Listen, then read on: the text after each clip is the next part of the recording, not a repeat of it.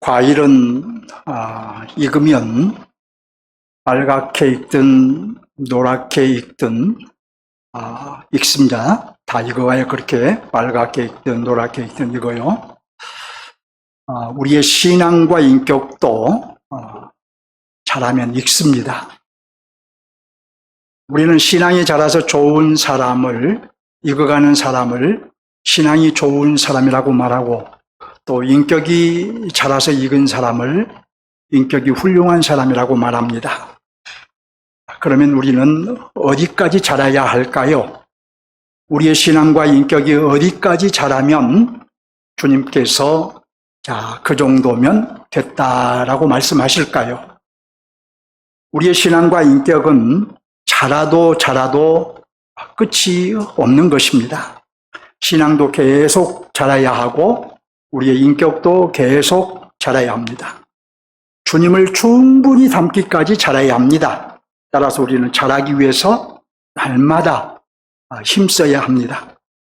만일 여러분이 그동안 나의 신앙과 인격이 자라는데 관심이 없었다면 이제부터라도 매일매일 자라는 일에 관심을 가져야 합니다.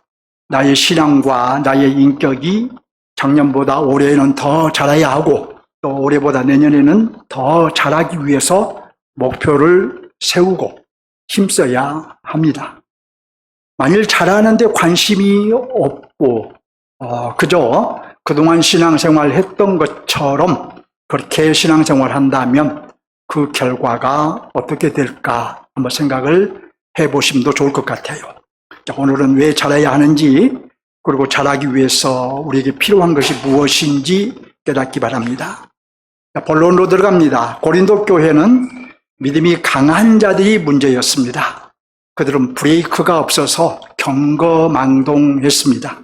오늘 본문에서 사도는 이제 그들을 경고합니다. 사도는 무슨 얘기를 하면서 오늘 본문으로 들어가는가 한번 보겠습니다. 사도는 오늘 본문을 말하기 전에 경주자에 대한 얘기를 했습니다. 9장 24절을 봅니다. 운동장에서 다름질하는 자들이 다 달릴지라도 오직 상을 받는 사람은 한 사람인 줄을 너희가 알지 못하느냐. 너희도 상을 받도록 이와 같이 다름질하라고 말합니다. 가령 10명의 육상 선수가 달린다고 해도 금메달을 목에 건 사람은 한 사람이죠. 자, 이와 같이 우리도 상을 받기 위해 다름질하라는 것입니다. 자, 그런데 여기서 우리가 두 가지를 정리할 필요가 있어요. 첫째로 여기서 말하는 상이 무엇이냐는 것입니다. 여기서 말하는 상은 구원을 의미합니다. 분명히 하시기 바랍니다. 자, 그러니까 구원의 완성을 위해 달리기 선수처럼 달려가라는 것이죠. 둘째로 여기에서는 다름질을 비유로 했기에 한 사람만 상을 받는다고 했으나 이 땅에서 믿음의 경주를 완주한 사람은 다 구원을 받습니다. 그럼에도 계시록을 근거로 14만 4천 명만 구원을 받는다고 주장하는 것은 성경을 심각하게 왜곡한 이단적인 주장인 것입니다. 이어서 25절을 보시기 바랍니다. 이기기를 다투는 자마다 모든 일에 절제하나니라고 말하고 나서 25절 하반절에서는 우리는 썩지 아니할 것을 얻고자 하노라고 말하죠. 절제하는 그리스도인이 되라고 하죠. 그 이유는 썩지 아니하는 것을 얻기 위함이라고 하죠. 그리스도인은 이미 구원을 받았으나 여전히 절제해야 하며 절제해야 완성된 구원에 이르게 되는 것입니다. 이어서 27절을 보면 내가 내 몸을 쳐 복종하게 함은 내가 남에게 전파한 후에 자신이 도리어 버림을 당할까 두려워함이라고 말합니다.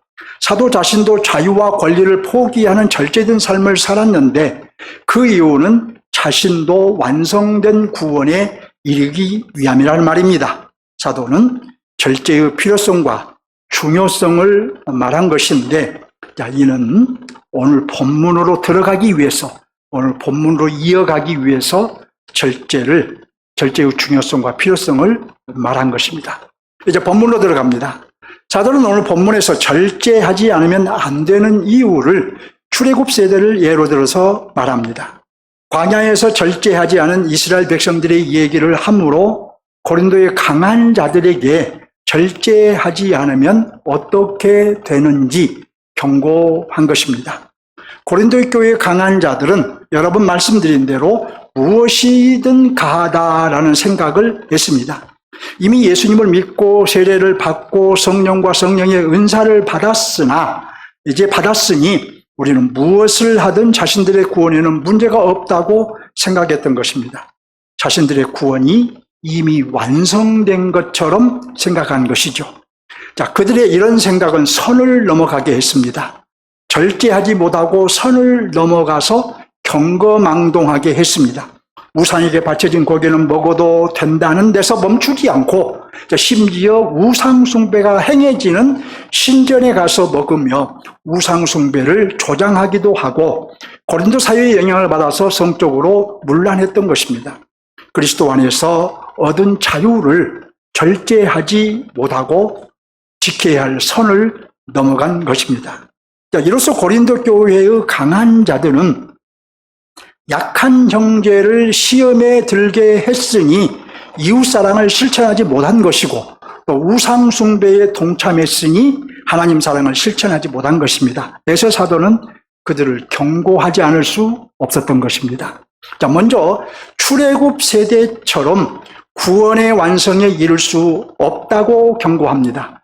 구원의 완성을 위해 달리기 선수처럼 절제하고 힘써 달려가지 않으면 출애굽 세대의 꼴이 될 거라고 경고한 것이죠. 다음으로 성찬 예식을 통해서 구원이 유지되는 것이 아니라고 경고합니다. 성찬 예식을 마치 이방인들이 신전에서 행하는 의식처럼 생각하고 자신들의 구원을 보장하는 예식으로 생각한 것을 경고한 것입니다. 자, 이런 배경을 가지고 이제 오늘 본문으로 들어갑니다. 본문 1절 중반절을 봅니다. 이제 여러분 성경을 보셔야 되겠죠? 1절 중반절을 보면 우리 조상들이 다 구름 아래 있고 바다 가운데로 지나며 라고 하지요. 자, 출애굽한 이스라엘이 구름 아래에 있는 것과 홍해를 지난 것은 모세에게 속하여 세례를 받은 것입니다. 그리스도인들이 그리스도께 속하여 세례를 받은 것처럼 출애굽한 이스라엘 백성도 모세에게 속하여 세례를 받은 것이에요. 세례받은 것을 내세운 고린도의 강한 자들에게 출애굽한 이스라엘 백성들도 너희처럼 세례를 받았다라고 말한 것이죠. 자, 이어서 3절과 4절을 보면 다 같은 신령한 음식을 먹으며 신령한 음료를 마셨으니라고 하죠. 출애굽한 백성들은 광야에서 만나를 먹었지요. 그리고 반석에서 나온 물을 마셨습니다. 이 만나는 그리스도의 몸을 상징하는 것이고 반석에서 나온 물은 그리스도의 피를 상징한 것입니다. 그러니까 성찬식에 참여하는 것을 내세우고 있는 고린도의 강한 자들에게 출애굽한 이스라엘 백성들도 너희처럼 성찬식에 참여했다고 말한 것이죠. 자, 그러나 그런 이스라엘 백성들은 어떻게 되었나요? 본문 5절을 봅니다. 그들의 다수를 하나님이 기뻐하지 아니하셨다고 하죠. 이어서 5절 하반절에서 뭐라고 한가요? 그들이 광야에서 무엇을 받았다고 한가요? 멸망을 받았느니라고 하지요. 출애굽한 백성들도 모세에게 속하여 세례를 받았고 성찬식에 참여하였으나 하나님이 기뻐하지 않으셔서 광야에서 다 죽었던 것입니다. 결국 선을 넘은 고린도의 강한 자들을 경고하기 위해서, 즉 세례받은 것과 성찬식에 참여한 것을 근거로 구원의 완성에 이른 것처럼 생각하는 고린도의 그 강한 자들에게 경고하기 위해서 가나안 땅에 들어가지 못한 출애굽 세대도 고린도인들처럼 세례를 받고 성찬에 참여한 점을 말한 거예요. 그러니까 세례받은 것을 근거로, 또 성찬에 참여하는 것을 근거로 마치 구원의 완성에 이른 것처럼 생각하고 경거망동하지 말라고 경고한 것입니다. 고린도인들이나 우리는 이 출애굽한 백성들을 우리는 본보기로 삼아야 합니다. 악을 행한 그들의 결말을 보면서 우리는 악을 행하지 않아야 합니다. 출애굽 백성들의 어떤 점이 우리의 본보기가 되어야 할까요? 본문 7절을 봅니다. 자, 그들처럼 우상 숭배하는 자가 되지 말라고 하지요. 8절을 봅니다. 그들처럼 음행하지 말자고 하지요. 9절 봅니다. 그들처럼 주님을 시험하지 말자고 하지요. 10절을 봅니다. 그들처럼 원망하지 말라고 하지요. 이스라엘 백성은 광야에서 금송아지를 만들어 섬겼으며 우상 숭배를 했어요. 모압 여인들과 간음하고 바알을 숭배하였으며 먹고 마실 것이 없다며 하나님을 시험하였으며 모세와 아론을 여러 번 원망하고 하나님을 원망하였습니다. 사도는 이것을 그 이스라엘 백성들만의 문제로 생각하지 말고 그들의 배도와 하나님의 심판을 거울 삼아서 조심하라고 경고한 거예요. 우리의 본보기로 삼아야 한다는 것입니다. 11절을 봅니다. 11절 보시면 그들에게 일어난 이런 일은 본보기가 되고 또한 말세를 만난 우리를 깨우치기 위하여 기록되었느니라고 하죠. 출애굽 백성들의 행위와 하나님의 심판을 성경에 기록한 의도는 오늘날 우리로 본보기를 삼아서 동일한 악을 행하지 않게 하려고 또 그들과 같은 자들이 되지 말라고 깨우치기 위해서 기록한 면이 있다라고 말한 것입니다. 사도는 출애굽한 이스라엘 백성이 어떻게 살았으며 또 그 결말은 어떠했는가를 말했습니다. 사실상 그들도 세례를 받은 하나님의 백성이었으며 사실상 성찬에 참여한 하나님의 백성이었지만 우상을 숭배하는 등 악을 행한 결과 멸망에 이르렀습니다. 마찬가지로 고린도 교회의 강한 자들도 경거망동하다 멸망에 이를 수 있다고 경고한 것입니다. 그래서 사도는 강한 자들에게 분명하게 말합니다. 12절을 봅니다. 뭐라고 분명하게 말합니까? 그런즉 선줄로 생각하는 자는 넘어질까 조심하라. 고린도 교회의 강한 자들은 믿음 안에 서 있는 줄로 생각했습니다. 이미 구원의 완성에 이르렀다고 생각했습니다. 따라서 무엇을 하든 구원에서 떨어지지 않는다고 생각을 했습니다. 사도는 그들에게 경고한 거예요. 선줄로 생각하는 너희 강한 자들이여 넘어질까 조심하라. 너희도 출애굽한 백성들 꼴이 될 수 있으니 정신 차려라. 이렇게 경고한 것입니다. 들을 귀가 있는 자들은 깜짝 놀랐을 것입니다. 자신들도 출애굽 백성들처럼 심판을 받을 수 있다는 경고이기 때문입니다. 사도는 그들의 이런 반응을 예상하고 이제 지금부터 조심하면 된다. 지금까지는 그렇게 살았을지언정 이제부터 조심하면 된다라고 말해서 달랬습니다. 13절이 바로 그 내용이에요. 하나님은 감당할 수 있는 시험만 주신다고 합니다. 시험 당할 즈음에 피할 길도 주신다고 합니다. 오직 하나님은 미쁘시기 때문이라고 말합니다. 비록 강한 자들이 형제를 넘어뜨리고 우상 숭배를 조장하는 일에 동참하였으나 그럼에도 하나님은 신실하신 분이니 구원을 걱정하며 두려워하지만 말고 바른 신앙의 길로 돌아서라고 한 것입니다. 형제를 넘어뜨리지 않도록 절제하고 이방인들의 우상 숭배의 자리에 가서 먹는 것을 절제하라고 경고한 것입니다. 사도는 그들의 행위를 어떻게 보았느냐 하면 14절을 여러분들이 보면 14절이 하면 우상 숭배를 조장하는 차원을 넘어서 우상을 숭배한 것으로 봤던 거예요. 본문의 핵심 메시지는 무엇일까요? 사도의 결론은 12절입니다. 그런즉 선줄로 생각한 자는 넘어질까 조심하라. 자, 누구에게 무엇을 조심하라는 말일까요? 믿음에 잘 서 있다고 생각한 자는 넘어질까 조심하라는 뜻입니다. 다 알고 다 잘하고 다 이루어서 구원에 이르렀다고 생각하는 자는 넘어질까 조심하라는 거예요. 바른 믿음을 가지고 바른 생활을 하고 있다고 생각하며 자신을 살피지 않는 자는 넘어질까 조심하라는 뜻입니다. 지식과 생각과 마음과 신념 등이 옳다고 생각하는 자는 그것으로 인해 형제를 넘어뜨릴까 조심하라는 뜻입니다. 자신의 구원은 안녕하다고 생각하고 성화에 힘쓰지 않는 자는 구원의 완성에 이르지 못할 수도 있는 줄 알고 깨어있으라는 뜻이죠. 사도가 한마디로 말하고자 한 것은 우리의 신앙과 삶에는 조심, 곧 절제가 필요하다. 모든 것이 가하나 모든 것에 조심하고 절제해야 한다는 것입니다. 절제가 없으면 선을 넘을 수 있습니다. 절제하지 않으면 이웃 사랑에 실패할 수도 있고 하나님 사랑에 실패할 수도 있습니다. 절제해야 경거망동하게 행하지 않게 되고, 절제해야 덕을 세울 수 있고, 절제해야 구원의 완성에 이를 수 있는 것입니다. 이제 본문을 적용할 차례입니다. 우리 각자에게 적용합니다. 첫째, 핵심 메시지를 적용하겠습니다. 본문의 핵심 메시지는 우리의 신앙과 삶에는 조심, 곧 절제가 필요하다. 모든 것이 가하나 모든 것에 조심하고 절제해야 한다는 것이었죠.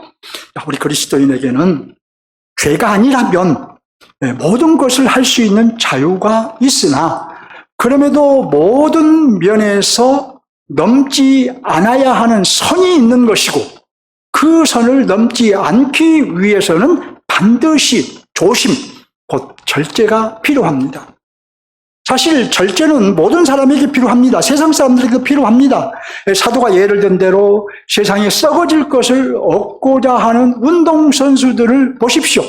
그들은 먹는 것도 절제하고, 친구를 만나는 것도 절제하고, 취미생활 하는 것도 절제하고, 자신들이 얻고자 하는 것에 모든 초점을 맞춥니다. 하물며 썩지 아니하는 것을 얻고자 하는 저와 여러분이야 어떠해야 되겠습니까? 당연히 모든 면에서 조심하고 절제해야 합니다. 모든 면에서 절제해야 선을 넘지 않게 되어 구원의 완성을 이루어갈 수 있습니다. 우리의 생각과 마음을 절제해야 합니다. 내 생각과 마음이 항상 절제해야 합니다. 우리의 말을 절제해야 합니다. 우리의 혀가 항상 그리스도 안에 있도록 조심하고 절제해야 합니다.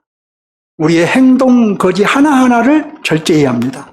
우리의 손과 발이 항상 그리스도 안에 있도록 조심하고 절제해야 합니다. 자, 이렇게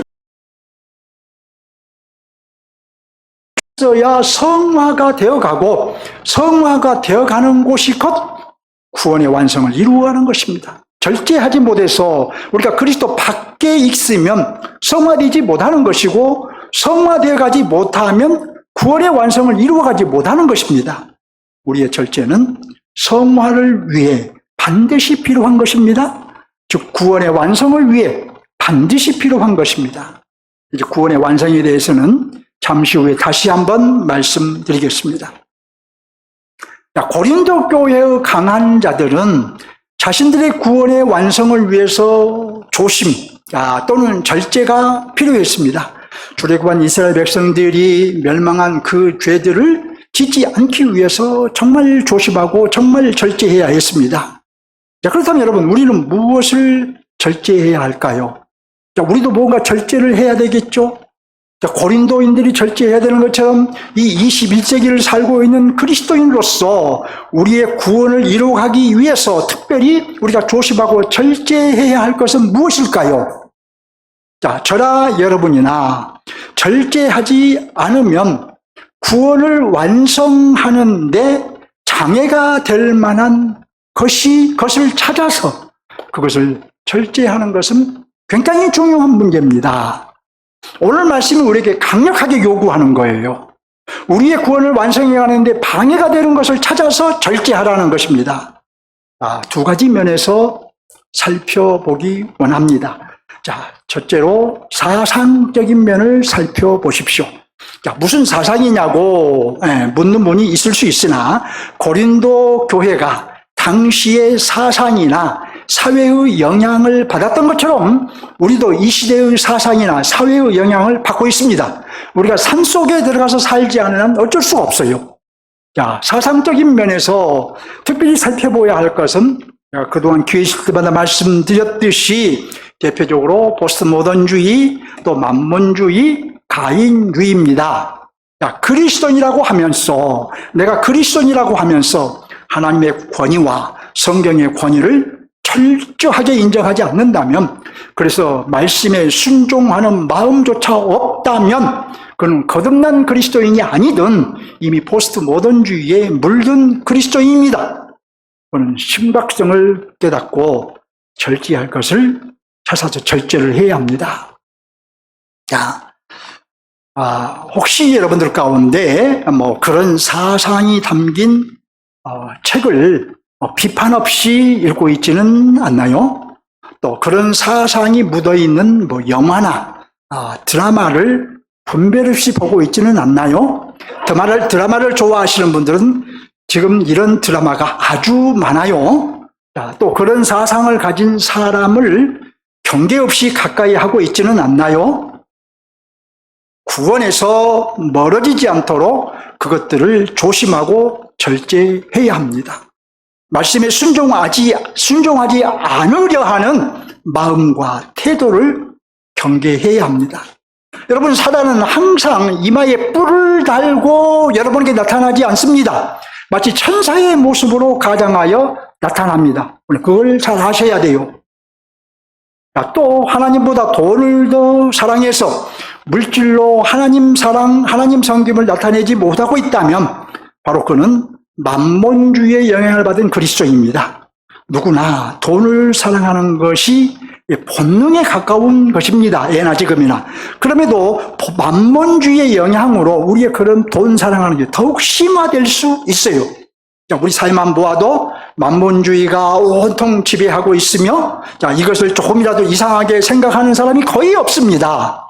가끔 물질 만능주의를 비판하는 소리가 있지만 누구도 그 말에 귀를 기울이지를 않습니다. 하지만 마태복음 19장을 보면 돈 사랑을 절제하지 못해서 영생을 포기하는 대단히 어리석은 청년 얘기가 나옵니다. 이것은 실화예요. 구원보다 가치 있는 것은 없다는 것을 깨닫기 바랍니다. 돈이 아무리 중요해도 구원과는 비교할 수 없다는 것이죠. 자, 또 내가 가진 힘으로 타인에게 영향력을 미치려고 한다면 그는 가인주의에 물든 사람입니다. 여기서 힘이라는 것은 권세나 돈이나 또는 지식이나 이런 타인에게 영향력을 미칠 수 있는 것을 의미합니다. 우리는 크고 작든 힘을 가지고 있는데 그것으로 타인에게 불이한 영향력을 미치려고 한다면은 그것을 절제해야 합니다. 그건 가인주의를 신봉하는 세상 사람들의 모습이기 때문입니다. 자, 우리는 이런 사상적인 영향을 안이 받을 수 없으나, 이 땅에 살고 있는 사상적인 영향을 안이 받을 수 없으나, 또는 사회의 그런 현상을 안이 받을 수 없으나, 영향을 받고 있다면 반드시 조심하고 절제해야 합니다. 또 무엇을 절제해야 할까요? 이제 여러분이 삶을 들여다보십시오. 자, 무엇을 절제해야 할지 여러분의 삶을 들여다보면 보이지 않나요? 하나님 섬김에 방해되는 것은 반드시 절제해야 합니다. 여러분이 지금 보고 있는 그 하나님 섬김에 방해되는 것 반드시 절제해야 합니다. 신앙생활에 방해되는 것 반드시 절제해야 합니다. 하나님 사랑과 이웃 사랑에 방해되는 것도 반드시 절제해야 합니다. 교회의 이름에 방해되는 것도 필히 절제해야 합니다. 가정을 건강하게 세우는 데 방해되는 것도 필히 절제해야 합니다. 한마디로 주님이 싫어하시는 것은 내가 아무리 좋아하는 것이라고 해도 절제해야 합니다. 또 죄이기 때문에 절제해야 되는 것도 있지만 비록 죄가 아니라고 해도 절제해야 할 것들이 있을 것입니다. 자, 성전인 여러분의 몸을 건강하게 관리하기 위해서 절제해야 될 것들이 있습니다. 먹는 자유가 있지만 몸을 해치는 것은 먹지 않고 절제해야 합니다. 뭐 술이나 담배 등은 그 자체가 죄라고 할 수는 없지만 특별히 여러분의 건강을 해치고 타인의 건강에 영향을 미치고 가족 건강에 영향을 미치고 있기 때문에 무조건 절제해야 합니다. 여러분의 삶에서 절제해야 될 것을 찾아서 그것을 실천하기로 다짐하시기 바랍니다. 지금 주님이 이것을 우리에게 요구하고 계세요. 만일 여러분이 생각에 이것은 절제를 해야 하는 것인지 할 필요가 없는 것인지 모호하다면 그건 절제하는 것이 맞는 것입니다. 가령 여러분 내가 이것을 살까 말까 망설여진다면 모호하다면 그건 사지 않는 것이 맞는 거예요. 절제하는 것이 맞는 거예요. 이런 원리입니다. 자, 그런데 지금 다른 사람을 생각하거나 남편이나 아내를 생각하면서 내 남편 또는 내 아내는 이것을 절제해야 해 라고 생각하는 분이 있지요? 그건 말씀에 대한 바른 반응이 아닙니다. 여러분 자신이 절제해야 될 것을 찾아서 절제를 작심하셔야 돼요. 적용은 자신에게 하는 것입니다. 다른 사람에게 하는 것이 아니에요. 또 혹시 나는 특별히 절제할 것이 없어 라고 생각하는 분이 있나요? 그건 잘 서 있다고 생각하는 것인데 그런 분은 넘어질까 조심하시기 바랍니다. 우리는 절제를 잘하고 있다고 할지라도 계속 은혜를 구하며 절제하는 삶을 살아가야 하는 것입니다. 사람은 여러분 누구나 절제해야 할 것이 있는 것이고 또 절제해야 성화를 이루어갈 수 있는 것이고 성화를 이루어가야 내 구원의 완성에 이르는 것입니다. 그러므로 그리스도인은 일생 동안 모든 면에서 절제하며 살아야 하는 것입니다. 이제 다시 말씀드리지만 특별히 말에는 반드시 절제가 있어야 하고 먹는 것에도 잘 절제해야 하고 취미생활도 절제해야 하고 그리스도인은 청지기로서 돈을 쓰는 일도 절제해야 하고 심지어 일을 하는 것도 절제해야 합니다. 일주일 중 하루를 쉬는 것이 바로 하나님의 창조 질서를 따르는 것이에요.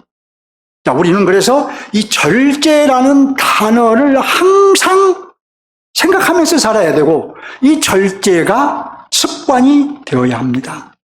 절제는 그리스도인의 가장 큰 덕목인 것입니다. 둘째, 하나님 나라 관점에서 적용하겠습니다. 본문의 하나님의 나라는 선포된 하나님의 나라입니다. 사도는 하나님의 나라를 선포하면서 하나님의 나라가 완성되었다고 말하지 않았습니다.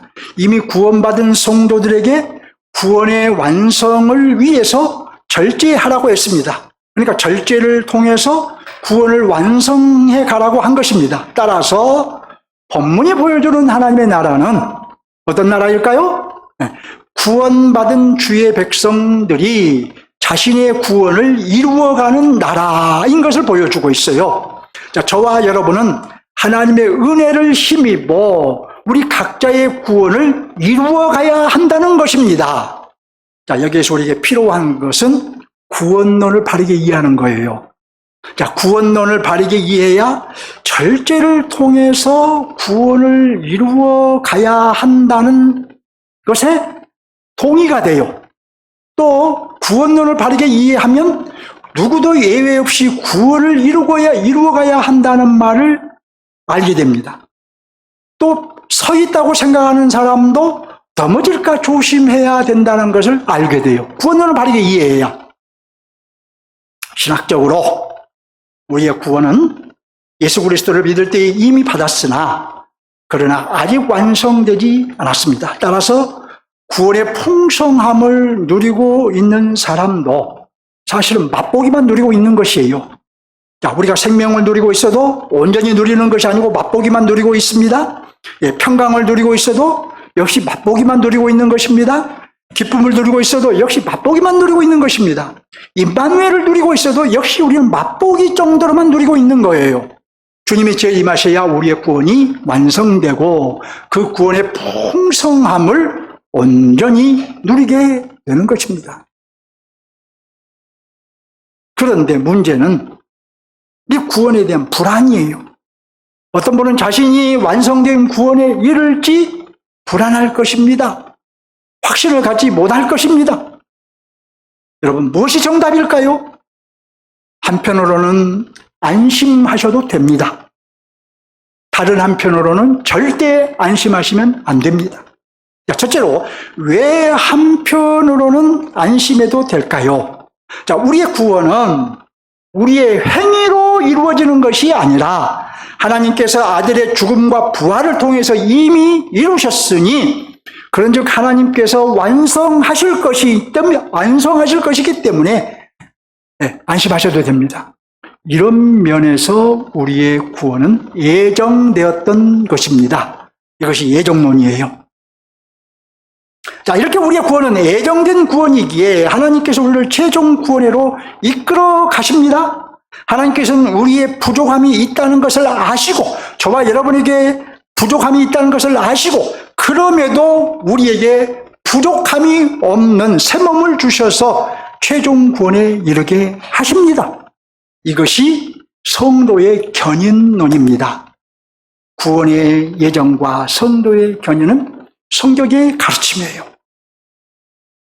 하지만 여기에서 우리가 두 가지를 분명히 해야 합니다.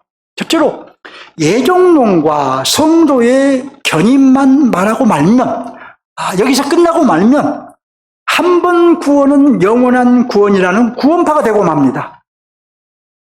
구원파가 아니라면 안심하고 두 손 두 발 놓고 있으면 안 된다는 것을 아셔야 돼요.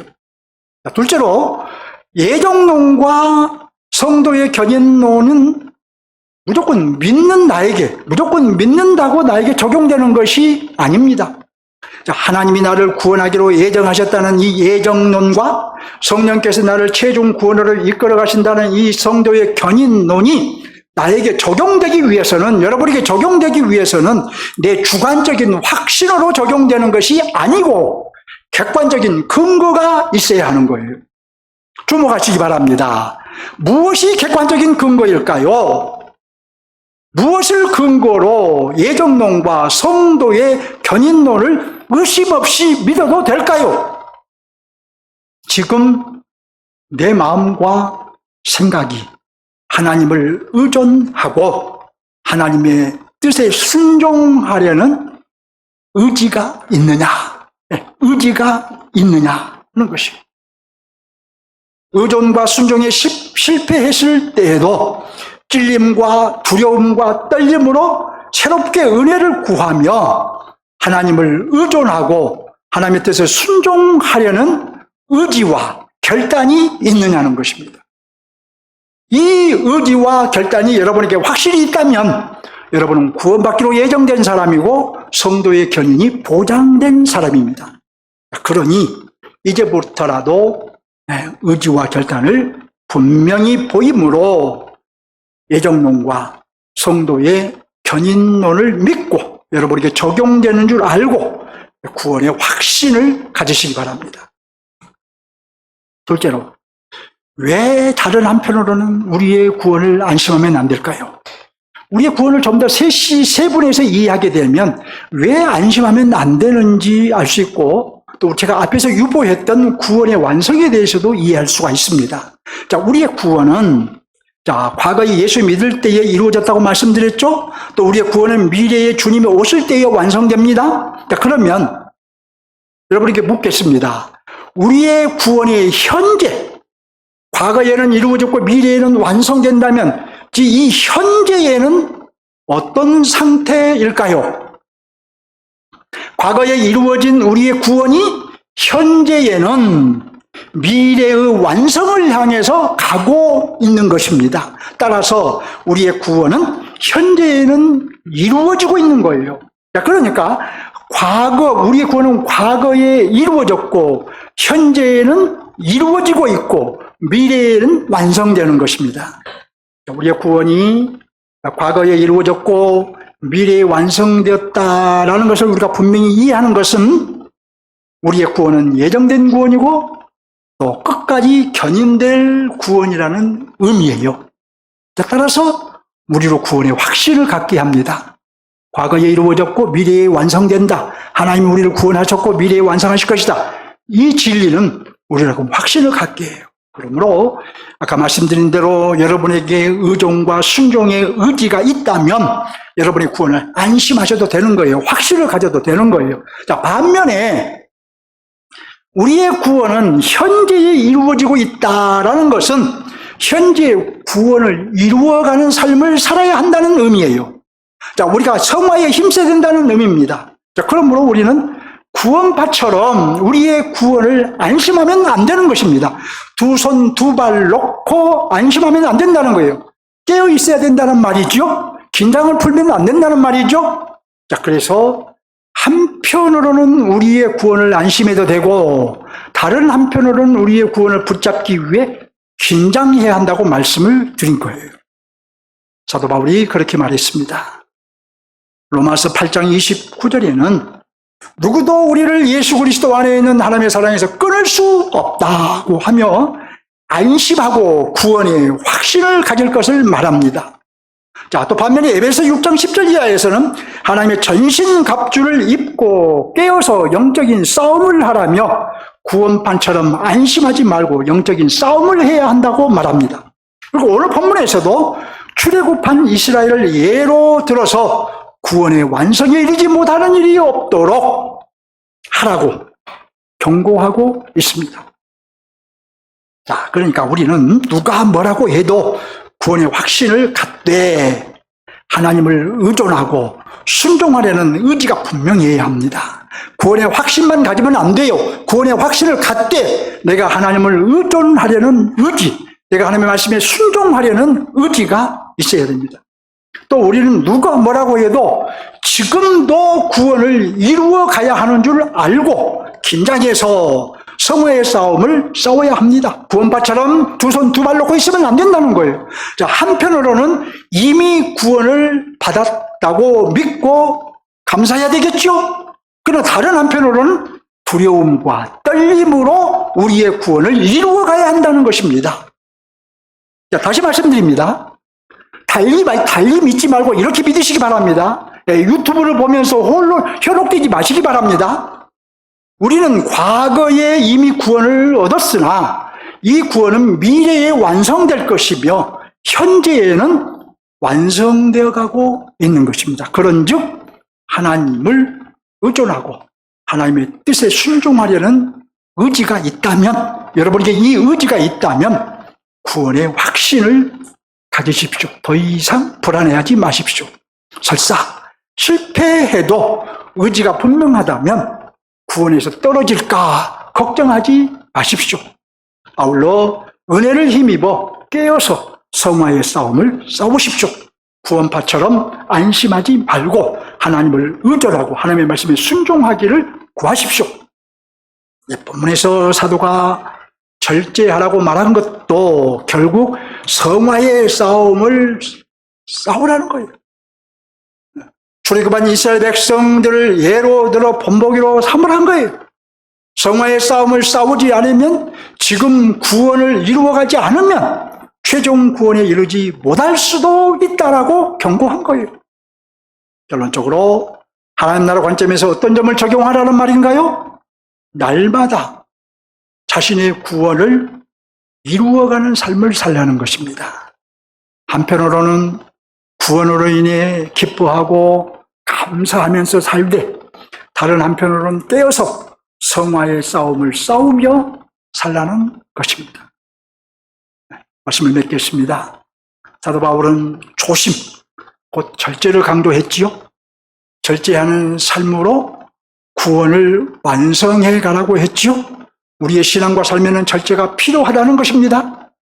우리는 모든 것이 가나 모든 것에 우리는 조심해야 되고 절제해야 합니다. 물론 오늘 본문의 하나님의 나라는 우리 자신의 구원을 이루어가는 나라인 것을 보여주었습니다. 우리 역시 이미 은혜로 얻은 이 구원을 방치해 두지 말고 절제된 삶으로 완성을 향해서 가야 된다는 것을 보여준 것입니다. 우리는 그래서 말하는 것에도 절제해야 하고, 먹는 것에도 절제해야 하고, 아까 말씀드린 심지어 일하는 것에도 절제할 수 있기를 구해야 돼요. 자, 이미 서 있다고 생각하신가요? 지식도 믿음도 확신도 여러분 강하다고 생각하신가요? 계속 서 있기 위해 더욱 힘쓰시고 또 더욱 배우시고 더욱 실천하십시오. 그렇지 않으면 넘어질 수 있습니다. 더욱 절제하고 더욱 겸손하십시오. 주님을 향해 한 걸음 더 나갑시다. 아멘.